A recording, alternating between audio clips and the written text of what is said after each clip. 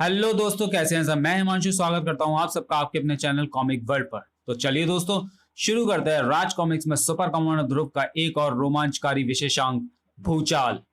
दोस्तों, इस कॉमिक्स में मैंने एक एक्सपेरिमेंट किया है, यानी अपनी मेल वॉइस को मैंने फीमेल वॉइस में ट्राई करने की कोशिश की है। तो अगर कहीं पे कुछ अजीब सा लगे तो प्लीज एडजस्ट कर लीजिएगा।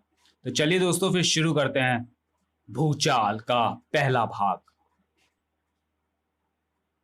इस सृष्टि में हर वस्तु गतिशील है। विशालकाय सितारों से लेकर अणुओं तक हर चीज चलायमान है, क्योंकि यह गति ही जीवन है।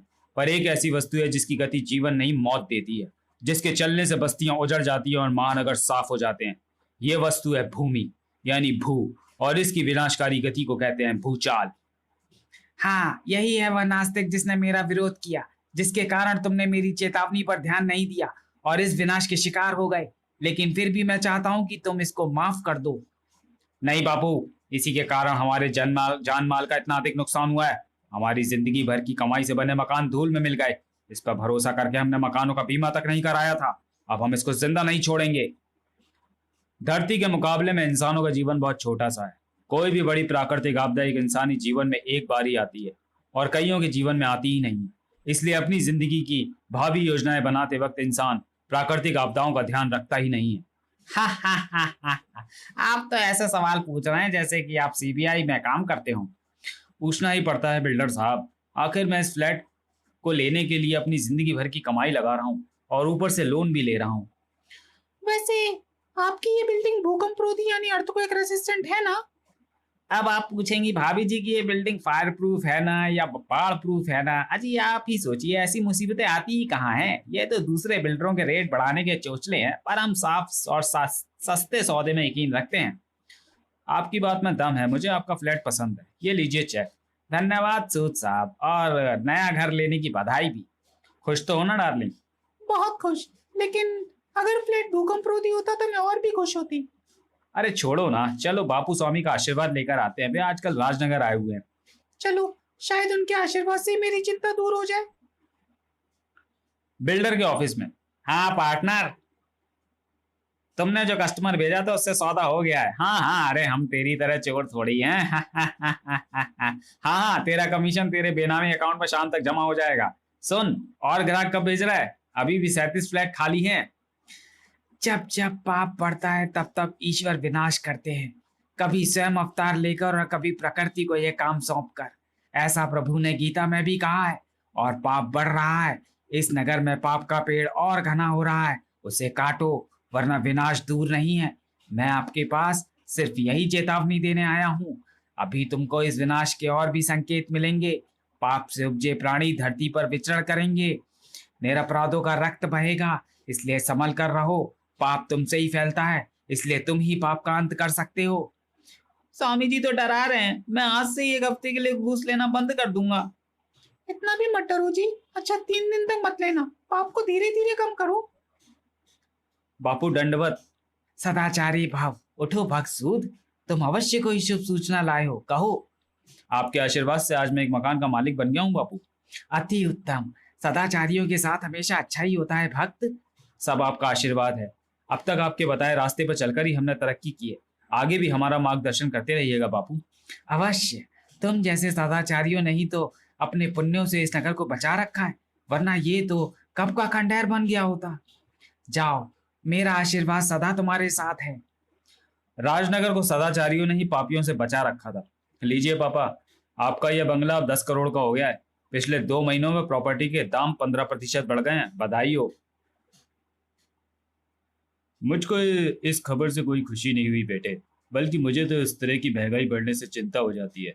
ऐसे तो गरीब जनता अपना घर खरीदने की कभी सोच भी नहीं सकती है। आप भी पापा, अरे कभी कभी ऐसे ही खुश हो लिए कीजिए। खुश तो होते हैं, पर इनके खुश होते ही तू इनके सामने आ जाती है, फिर बेचारे दुखी हो जाते हैं। यानी यानी मैं मनहूस हूँ? रोती शक्ल है मेरी। अब मैं तेरी बात कैसे काटूं? तू कह रही है तो ऐसे ही होगा। यू, ये लो अपना नाश्ता और खाओ। तब तक मैं अपना नाश्ता फिनिश।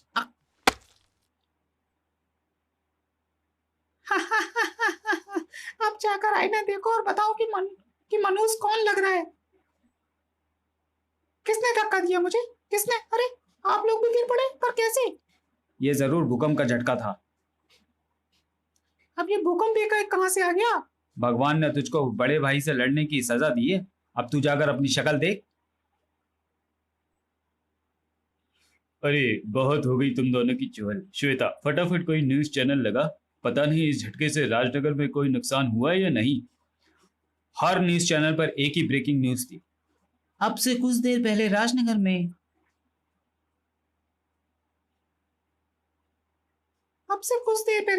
में मध्यम तीव्रता वाले भूकंप के झटके महसूस किए गए हैं। जान माल के नुकसान की अभी कोई खबर नहीं है। रिक्टर पैमाने पर यह भूकंप 5.3 की तीव्रता का था। अब इस बारे में हम भूगर्भ शास्त्री डॉक्टर अश्विन से कुछ और जानकारी लेते हैं। Welcome doctor Ashwin. सबसे पहले तो हमारे दर्शकों को ये बताइए कि भूकंप आते क्यों हैं, और फिर ये बताइए कि इनके आने की संभावनाएं कहाँ कहाँ पर होती है। सबसे पहले मैं आपके न्यूज चैनल का धन्यवाद करता हूँ। और जहां तक भूकंपों की बात है तो ये धरती को बनाने वाली विशालकाय टेक्टोनिक प्लेट्स के आपस में टकराने से आता है। ये प्लेटें पृथ्वी की वे मोटी चट्टाने सतह होती हैं जो पृथ्वी के केंद्र के लावे पर एक तरह से तैरती या हिलती रहती हैं। इन चट्टानी प्लेटों के लगातार टकराने से इन प्लेटों पर दरारें पड़ जाती हैं। इनको हम फॉल्ट कहते हैं। भूकंप आने की सबसे ज्यादा संभावना इन फॉल्ट्स के इलाके में ही होती है, और राजनगर ऐसे ही एक फॉल्ट पर बसा हुआ है। यानी इस शहर में कभी भी एक बड़ा भूकंप आ सकता है। मैं अफवाहें फैलाना या जनता को डराना तो नहीं चाहता, लेकिन ये एक वैज्ञानिक सच्चाई है कि राजनगर में एक बड़ा भूचाल कभी भी आ सकता है। अगर भूचाल आ गया पापा तो 10 करोड़ का ये बंगला फिर से 3 करोड़ का हो जाएगा। सही कहा। ऐसी ऐसी स्थिति में लोग राजनगर को छोड़ छोड़ कर भागेंगे, लेकिन सिर्फ वही भाग पाएंगे जो बचेंगे। पता नहीं अगर ऐसा भूचाल आया तो कितने मरेंगे और कितने बचेंगे। अगर भूचाल आने का कोई संकेत पहले ही मिल जाए तो हजारों जानें बचाई जा सकती हैं। मिलेगा। बापू भी आज यही कह रहे थे। मम्मी, तुम कहाँ से आ रही हो और बापू कौन है? बापू? तुम बापू को नहीं जानती? मैं परम पूज्य महासंत बापू स्वामी जी की बात कर रही हूँ। आज मैं उनका ही प्रवचन सुनने गई थी। पहले तो कभी नहीं गई थी, अब जा रही हूँ ना, बड़ी शांति मिलती है बापू का प्रवचन सुनकर। तुम तीनों तो मारपीट के अलावा कोई बात ही नहीं करते। अरे ये तो बताओ कि बापू क्या कह रहे थे। वे कह रहे थे कि प्राकृतिक आपदा आने से पहले धरती पर अजीब से प्राणी घूमेंगे।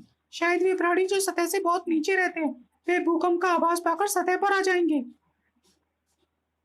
ये कैसा संकेत है? अरे संकेत के पीछे कुछ लॉजिक भी तो होनी चाहिए। जो मन में आया बोल दिया। हे लड़की, बापू के बारे में बोलो तो आदर से, समझी? समझी मम्मी, सॉरी। भूकंप से हुई तबाही का धीरे धीरे पता चल रहा था। भूकंप का केंद्र इसी स्थान के आसपास था। यहाँ पर इमारतें भी गिरी हैं, लेकिन ज्यादा लोगों के मरने की आशंका नहीं है। ये तो अच्छी बात है, लेकिन अगली बार क्या होगा? ऐसे ऐसे भूकंप रोज रोज थोड़े ही आते हैं ध्रुव। ये भूकंप भी राजनगर में 62 सालों के बाद आया है। उस भूकंप में इंसान तो काफी मरे थे, लेकिन मरने वाले जानवरों की तादाद काफी कम थी। शायद जानवरों को भूकंप जैसी आपदा का आभास पहले से ही हो जाता है। अगर उन पर नजर रखी जाए तो शायद ऐसी आपदा का पहले से ही आभास मिल सकता है। इतनी फुर्सत किसके पास है? खैर, मैं तो भगवान से यही प्रार्थना करूंगी कि ऐसा मौका ही ना आए। भूकंप ने राजनगर के तो एक छोटे से हिस्से को हिलाया था, लेकिन इससे पूरे राजनगर के निवासी जरूर हिल गए थे। अब राजनगर में रहना सेफ नहीं है। अपने नहीं तो बच्चों का तो सोचना पड़ेगा ना। तुमको याद है ना, बापू स्वामी ने भी किसी विनाश की चेतावनी दी थी। अरे उन्होंने ये भी तो कहा था कि उससे पहले कुछ संकेत भी मिलेंगे। जब ऐसे संकेत मिलेंगे तब सोचेंगे। संकेत मिल रही थे। हे जी, सामने देखो। अरे अभी तो सड़क खाली थी, फिर ये औरत कहाँ से आ गई, और वह भी बच्चा लेकर। मैं समय पर ब्रेक नहीं लगा पाऊंगा। अरे बच्चों! तुमने देखा, कार उस औरत के आर पार हो गई। लेकिन उसको कुछ भी नहीं हुआ। राम राम राम, वह इशारा कर रही है, वो हमें बुला रही है। तुम बिल्कुल मत जाना जी। वह तो कब्रिस्तान की तरफ जा रही है कहीं। ये हाँ, ये वही आत्मा है। वह कब्र में घुस रही है। दूर से भी कब्र पर लिखे मोटे मोटे अक्षर साफ साफ नजर आ रहे थे। कैथरीना, 26 वर्ष, 1971। ये तो भूत थी। है भगवान, जरूर भूकंप से मुर्दों की नींद भी खुल गई है। वो देखना अशुभ होता है। ये वही संकेत है जिसकी बापू स्वामी ने बात की थी। कयामत आने वाली, राजनगर को तुरंत छोड़ दो। घर मकान का क्या करूं, नौकरी का क्या करूं? जो भी दाम मिले मकान को बेच दो, औने पौने में ही सही। और रही नौकरी, अगर जान रही तो ऐसी कई नौकरियां मिल जाएंगी। संचार क्रांति के इस युग में खबरें जंगल की आग से भी तेजी से फैलती हैं। अब आज की ब्रेकिंग न्यूज। राजनगर में आए भूकंप से लगभग 70 करोड़ रुपए की क्षति हुई है। इस हादसे से डरे हुए कई लोगों ने राजनगर छोड़ने का फैसला कर लिया है। प्रॉपर्टी के भाव एकाएक काफी नीचे गिर गए हैं, लेकिन उन दामों पर भी प्रॉपर्टी खरीदने वाले नहीं मिल रहे हैं। लेकिन इसके विपरीत राजनगर में अफवाहों का बाजार काफी गर्म है। राजनगर के कई हिस्सों में अजीबोगरीब प्राणियों की खबरें हमें लगातार मिल रही हैं। कुछ लोगों ने इनको भूत बताया है और इनको आने वाले विनाश का संकेत भी बताया है। अब हम लेते हैं एक छोटा सा ब्रेक। ब्रेक के बाद है देखा बापू का, बापू स्वामी इन संकेतों की ही बात कर रहे थे। राजनगर तबाह होने वाला है। ध्रुव, श्वेता, चलो तुम दोनों अपना सामान पैक करो। पापा छुट्टी की एप्लीकेशन देकर आते ही होंगे। यह खतरा टलने तक हम दिल्ली में रहेंगे, तुम्हारी नानी के घर। पापा और छुट्टी, वो भी ऐसे वक्त पर? ओ कम ऑन मम्मी, बहस मत करो। मैं अपने बच्चों पर राजनगर वालों के पाप का साया नहीं पड़ने दूंगी। पैकिंग करो। ओके मम्मी, मैंने अपने कुछ कपड़े ड्राई क्लीनिंग के लिए दिए हैं, उनको लेकर मैं उसको लेकर आता हूँ, फिर पैकिंग कर लूंगा। ठीक है, फटाफट जाओ, कहीं दुकान बंद ना हो जाए। चल श्वेता, तू तो पैकिंग कर। खाना खाओ और सो जाओ मम्मी, ना तो पापा छुट्टी लेंगे और ना ही भैया वापस आएगा। ये दोनों ही राजनगर को मुसीबत में छोड़कर जा ही नहीं सकते। ये तू कैसे कह सकती है? देखना, ध्रुव अभी कपड़े लेकर आ जाएगा। मम्मी, तुमने भैया को नीली पीली ड्रेस के अलावा और कुछ पहनने देखा है क्या? और वे कपड़े तुम घर पर धोती हो? उफ, ये लड़का मुझे बेवकूफ बना गया। आने दो उसे, फिर मैं उसे बताती हूँ। जरूर बताना, वह हंस देगा और तुम्हारा गुस्सा उड़न छू हो जाएगा। सर पर चढ़ा रखा है तुमने उसे। आखिर है तो मेरा बेटा ना। चल, खाना खाएगी? Yes yes yes. राजनगर को ट्रैक पर लाने की कोशिशें जारी थी। जनता से अपील की जाती है कि वे अफवाहों पर ध्यान न दें। राजनगर एकदम सुरक्षित है। लोग राजनगर को छोड़कर भाग रहे हैं। एक भूकंप का एक हल्का सा झटका ऐसा असर नहीं डाल सकता। इस भय का कारण कुछ और ही है, और वह कारण अजीबोगरीब प्राणियों के दिखने की अफवाहें फैलाना हो सकता है। लेकिन अगर ये अफवाहें रही हैं तो ऐसे प्राणियों के दिखने का कारण भला क्या हो सकता है? ये सारी चीजें भूकंप के बाद ही शुरू हुई हैं। हो सकता है कि इन सब का जवाब मुझको उस जगह पर मिले जहां पर भूकंप से सबसे ज्यादा तबाही हुई है, यहां पर जहां जमीन बीच से फट गई है। क्या बताना चाहते हो दोस्त? समझा, यहां पर कुछ अजीब सा हो रहा है। तब तो मुझे खुद ही इसके अंदर जाकर देखना पड़ेगा कि वह अजीब सा क्या हो रहा है। ओह, ये दरार तो जमीन के नीचे जाकर राजनगर के अंडरग्राउंड स्टॉर्म ड्रेन से मिल रही है। लेकिन यहाँ पर अजीब क्या हो सकता है? इन अंधेरी सीलन भरी सीवर लाइनों में तो सिर्फ एक ही चीज आती है, पानी, और वह भी तब जब तेज बारिशें होती हैं और शहर में भरे पानी को इन ड्रेनों के जरिए समुद्र तक पहुंचना होता है। चुप, मैं समझ गया। उधर से आती मंद रोशनी मुझको भी नजर आ रही है। थैंक यू दोस्त, अब मुझको इन सब घटनाओं का कारण पता चल जाएगा। हमारा प्लान पूरी तरह से कामयाब रहा। शहर में दहशत फैल गई है। लोग घरों को छोड़ छोड़ कर भाग रहे हैं। आप जीनियस हैं बॉस। पुलिस सिर पटकती रह जाएगी लेकिन इस अड्डे को ढूंढ नहीं पाएगी। अब हमारा अड्डा पूरा राजनगर होगा, क्योंकि कुछ ही दिनों बाद पूरे शहर पर सिर्फ हमारा कब्जा होगा, सिर्फ हमारा। ऐसा कभी नहीं होगा कमीनों, क्योंकि ध्रुव ने तुम्हारे अड्डे को ढूंढ निकाला है। अरे ये तो अब क्या हुक्म है बॉस? ये तो टीवी पर चल रही एक फिल्म है। कमरे में और भी सामान भरा हुआ है। इन्वर्टर से बिजली आ रही है। मैं तो समझ रहा था कि मैं षड्यंत्रकारियों तक पहुंच गया हूँ, लेकिन स्टॉर्म ड्रेन में ये सामान लाया कौन और ये सामान आया कहाँ से? ऐसा लगता है कि ये सामान अलग अलग जगहों से इकट्ठा किया गया है या शायद चुराया और लूटा गया है। सही समझे। तो चलिए दोस्तों, वीडियो को यहीं समाप्त करते हैं और मिलते हैं भूचाल के दूसरे भाग में अगले वीडियो में। तब तक के लिए धन्यवाद।